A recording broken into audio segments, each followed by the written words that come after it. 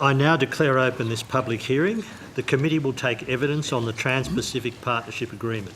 I now welcome representatives of the Department of Foreign Affairs and Trade and associated departments and agencies. Witness may like to note that today's proceedings are being broadcast online and televised. For the Hansard record, would you please state your full names and the capacity in which you appear before the committee? Starting on the left. Robin Foster, General Manager of Policy at IP Australia. Tim Stapleton, Director of the Service and Trade and Negotiations Section of DFAT. Richard Emerson-Elliott, Director of the Industrials and Market Access Section in DFAT. Tegan Brink, Assistant Secretary of the Goods and Investment Branch at DFAT. Elizabeth Ward, First Assistant Secretary, Office of Trade Negotiations and Chief Negotiator, Trans-Pacific Partnership Negotiations, DFAT. John Sheridan, First Assistant Secretary, Technology and Procurement Division from Finance. David Walden, First Assistant Secretary, Immigration and Citizenship Policy, Department of Immigration and Border Protection. Simon Cotterill, Assistant Secretary, International Strategies Branch, Department of Health. Thank you. Although the committee does not require you to give evidence under oath, I should advise you that this hearing is a legal proceeding of the Parliament and warrants the same respect as proceedings of the House and the Senate. The giving of false or misleading evidence is a serious matter and may be regarded as a contempt of the Parliament. At the conclusion of your evidence, would you please ensure that Hansard has had the opportunity to clarify any matters with you? If you nominate to take any questions on notice, could you please ensure that your written response to questions reaches the committee secretariat within 7 working days of your receipt of the transcript of today's proceedings? I would invite you to make some introductory remarks. Ms. Wood. Thank you, Mr Chairman, for giving me the opportunity to make an opening statement to the Joint Standing Committee on Treaties on the Trans-Pacific Partnership Agreement. Over the last 3 decades, Australia's trade policy, pursued by successive governments, has reflected the philosophy which underpins our broader domestic economic policy settings: openness, competitiveness and flexibility. Australia's pursuit of more open trade, investment, movement of people and ideas across borders fundamentally is a means to ensure Australia retains a competitive environment that drives productivity and the efficient utilisation of resources within the Australian economy. An open trade economy, in short, stimulates economic activity and creates jobs. Australia has already seen the benefit of substantial liberalisation of its own trade barriers taken across the last several decades.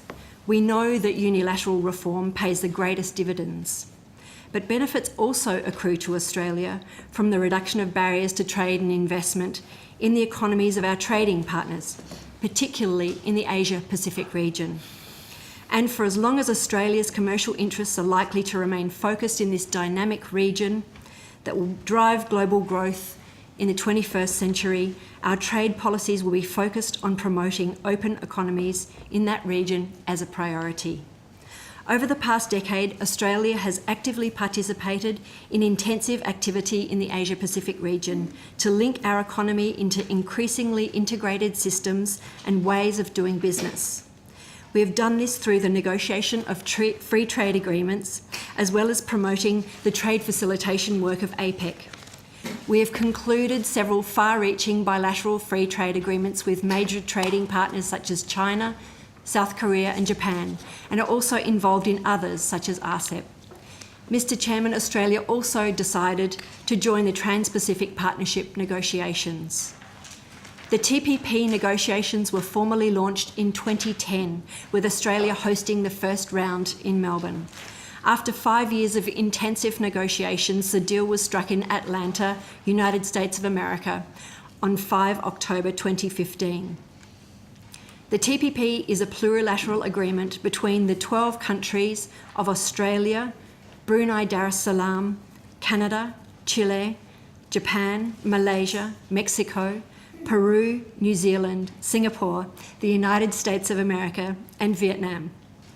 The agreement was signed by the former Trade and Investment Minister Andrew Robb on 4 February in Auckland, New Zealand, and tabled along with a national interest analysis in the House of Representatives on 9 February 2016. The agreement now sits before you for consideration. The TPP is a historic deal for many reasons. It represents the largest trade liberalising deal concluded anywhere in the world for over 20 years. Not since the Uruguay round of multilateral negotiations has such an ambitious, comprehensive and market-opening deal been achieved. It is important because it will integrate 12 economies in the Asia-Pacific region. These economies include 3 of the largest in the world, the United States, Japan and Canada, but also 5 of Australia's top 10 goods export markets, Japan, the US, New Zealand, Singapore and Malaysia. It is important because the 12 parties to the TPP together account for around 40% of global GDP. And it is important because this is our neighbourhood. The geostrategic benefits of closer economic ties are undeniable. We have heard some commentators say that the overall value of the TPP to Australia is small in terms of GDP growth and therefore not commercially meaningful. They cite the World Bank, for example, that concluded through its modelling that Australia will benefit by GDP growth of around 0.7% by 2030. Mr Chairman, setting aside the question of what such models can and can't do, a 0.7% increase to Australia's GDP as a result of the TPP is not insignificant. This represents a US $15 billion permanent increase to Australia's economy. At this time of slowing global growth, no economist would turn away a permanent top-up to GDP of this nature. I would note that in comparison, studies of other multi-party trade negotiations, such as modelling the conclusion of the WTO Doha round, would see GDP increases of 0.5% or less, and the Uruguay round, completed in the mid-1990s, an even lower figure at around 0.2%. Additionally, the commentary ignores the fact the TPP has been signed, is intended as a foundation stone. This agreement is open to other countries, other economies to join, and therefore, over time, the benefits to Australia will increase. Since its inception, the Australian government has conceived of the TPP as one possible concrete pathway towards realising the long-term vision of a free trade area of the Asia-Pacific, encompassing all APEC economies. TPP has already had a head-turning effect within APEC. Significant regional economies with burgeoning middle classes such as South Korea, Indonesia, Thailand and the Philippines have already indicated a desire to join. And as an original signatory party to the TPP, Australia is occupying a prime position to reap the benefits of future reforms through our region. So what are the benefits of this deal? Typically, we refer in our trade deals to the market access wins, removing barriers to trade in goods, services and investment between nations. The TPP provides significant outcomes that build on existing FTAs and deliver new access into markets in Mexico, Canada and Peru with whom we do not have existing FTAs. Australia exported around $88 billion worth of goods to TPP countries in 2014. The TPP will eliminate over 98% of the tariffs that these goods face in the region. In the often highly protected agriculture sector, tariffs will be eliminated on more than $4.3 billion of our dutiable exports. A further $2.1 billion worth of dutiable agricultural exports will receive significant new preferential access. Producers of beef, dairy, sugar, rice, cereals, wine and seafood are all set to gain. Our exporters of manufactured goods will also benefit from complete tariff elimination, creating new opportunities for exporters of iron, steel, ships, mining equipment and automotive exports. Automotive parts.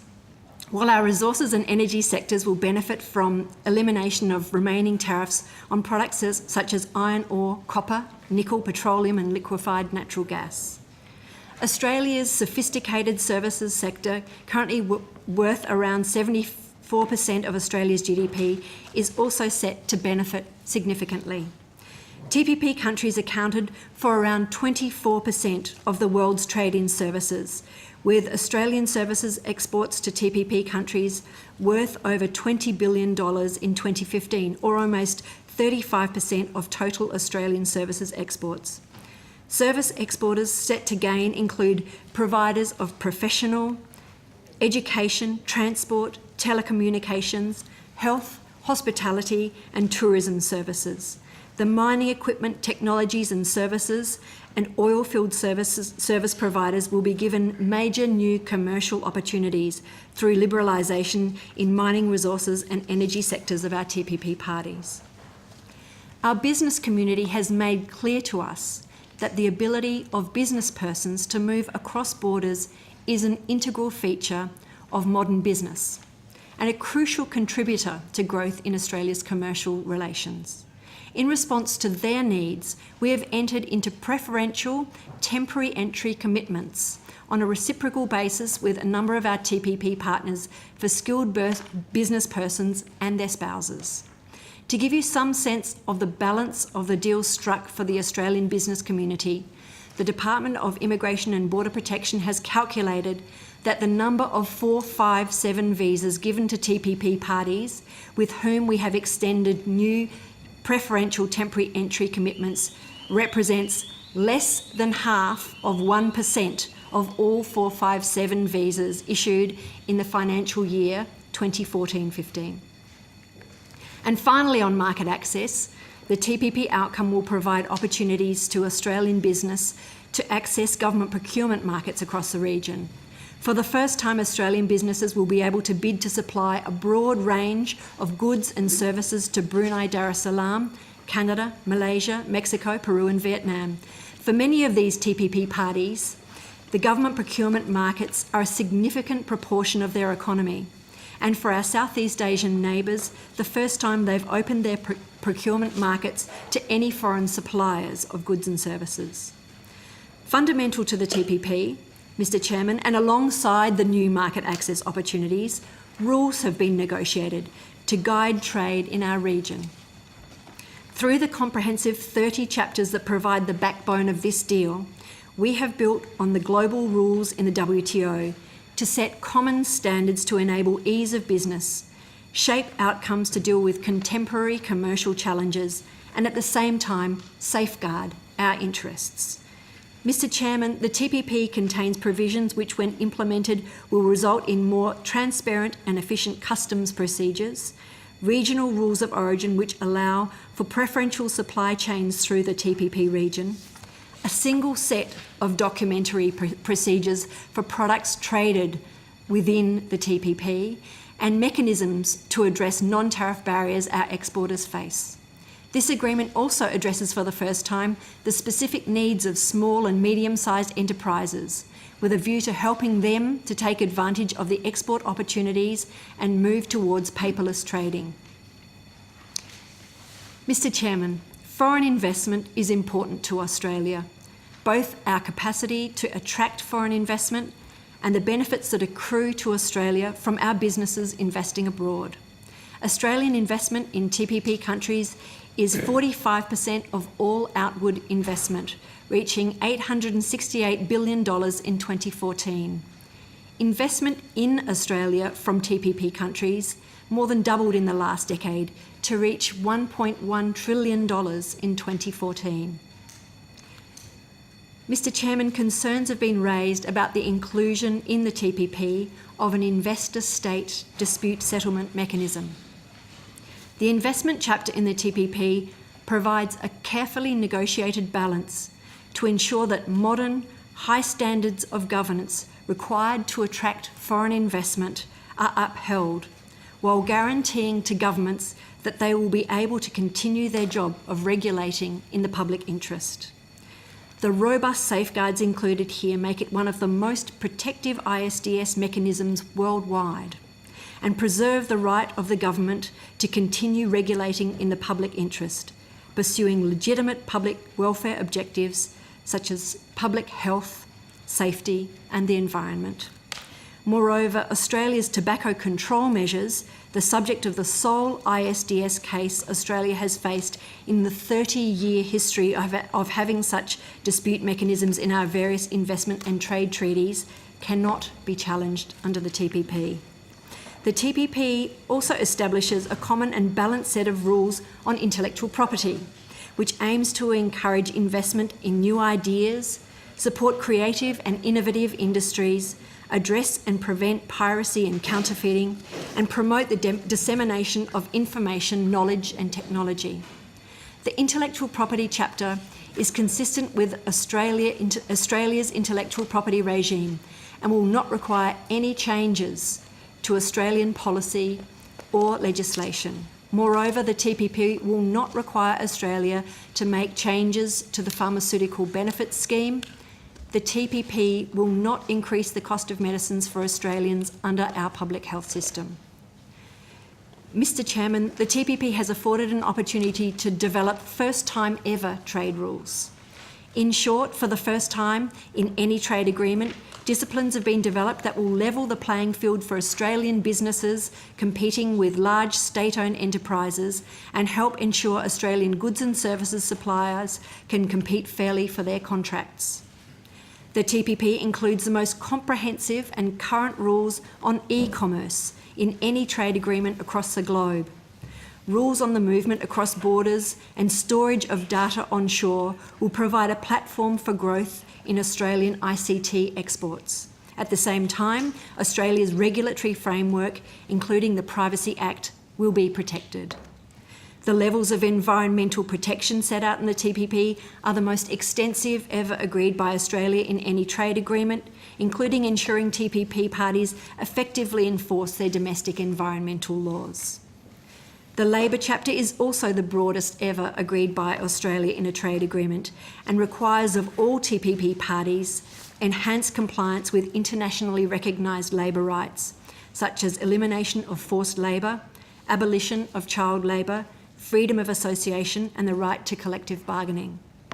Finally, for the first time in any trade agreement, the TPP includes robust provisions combating corruption and bribery of public officials and other acts of corruption adversely affecting international trade and investment. These anti-corruption provisions will provide greater transparency and certainty to Australian individuals and businesses seeking to trade with and invest in TPP parties.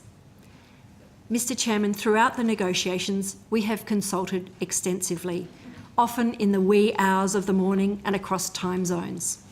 From the broad brush to the forensic, we have discussed the inclusion of ideas, the management of Australian interests, and even, on occasion, the placement of commas in text. At the federal level, the TPP represents an intensive whole-of-government exercise, as is reflected today. State governments whose interests are reflected in this outcome have been involved in the decision-making processes too. We have engaged the business community, the farming sector, academics, the unions, civil society groups. The outcome is a treaty which we believe very much reflects Australia's national interest. We commend the TPP and associated NIA to the JSCOT for its consideration. Thank you. Thank you. Well, Ms. Ward, thank you for